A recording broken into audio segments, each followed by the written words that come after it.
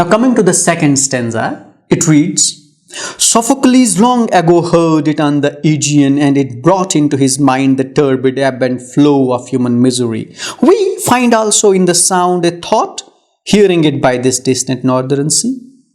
Now, most of these Victorian and Romantic poets would go back to the Greeks and the classics, and they will give reference to them. And here also we have a reference to Sophocles, and he says that Sophocles also heard a similar kind of a sound on the shores of the Aegean, which is a sea. And when he heard such sound, then he found a question in it. And when he found a question in it, he found an answer in it. And what he decoded this sound, which is also being heard by Matthew Arnold, and which is also heard by Sophocles. This sound brought into his mind the turbid ebb and flow of human misery.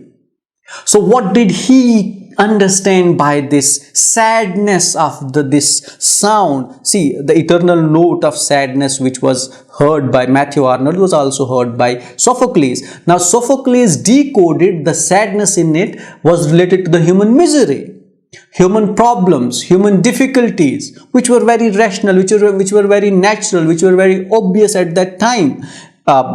Remember, even P.B. Shelley says that I lie on the thorns of life, I bleed. So thorns of life are the difficulties that one faces in one's life. So the Sophocles decoded this whole process or this eternal sound of sadness with the miseries of life. And then Matthew Arnold says, we find also in the sound a thought, hearing it by the distant northern sea. So as Sophocles had a thought, had an idea after listening to this sound, and that was that this sound brings to us the idea of human misery. We also have a thought as we listen to this sound, to the sound of pebbles which is being produced when these waves, make them fling from a place to another. What is that thought? What is that idea? That would be explained in next stanza. And that is, the sea of faith was once too, at the full and round earth's shore, lay like the folds of a bright girdle furled. What was that? The idea, the thought that Matthew Arnold decoded from this sadness, from this eternal note of sadness, was once there was a time when the sea of faith was full.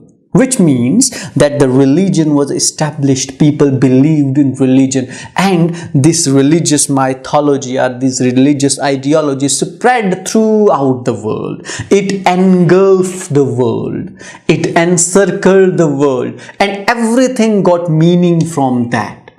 But now the cases are different.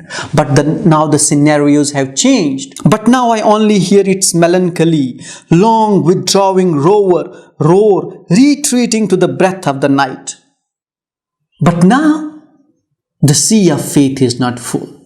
What do I hear now? I hear its melancholy, its withdrawing, its retreating sound. The religion seems to be falling apart. The faith seems to be falling apart. The faith seems to be disturbing. The faith seems to be destroying.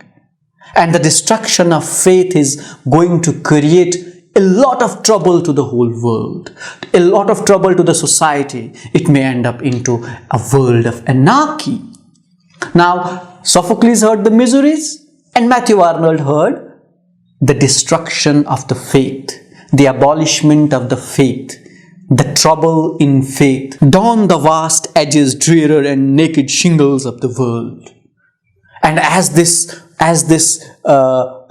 faith is retreating, is withdrawing, what is it putting in front of us? A naked world, a world full of troubles, a world which is filthy, which is dirty, which is something that cannot be accepted easily, or in other words, it is full of anarchy. In his own terms, when he talks about culture and anarchy, it's full of anarchy.